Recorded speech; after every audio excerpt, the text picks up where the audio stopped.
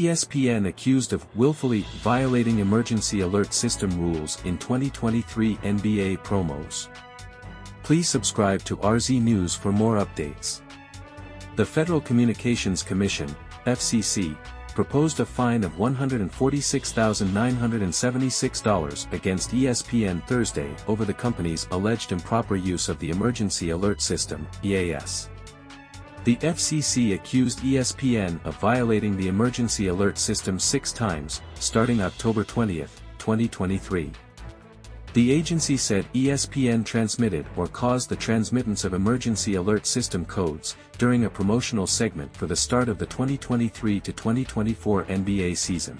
In the promo spot, ESPN apparently willfully and repeatedly violated Section 11.45a of the Commission's rules, which prohibits transmitting or causing the transmission of the EAS codes or EAS attention signal, or simulations thereof, together EAS tones, in the absence of an actual emergency, authorized test of the EAS, or a qualified public service announcement, the FCC said.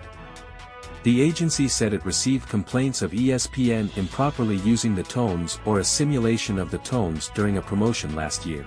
The FCC said ESPN confirmed that it developed, produced, and transmitted the promo spot, and admits that for each use, ESPN transmitted a portion of the EAS attention signals as part of the promo spot in the absence of a permitted use, such as an actual emergency or authorized test of the EAS.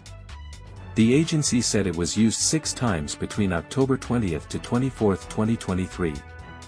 The company declined to comment on the issue, according to Reuters.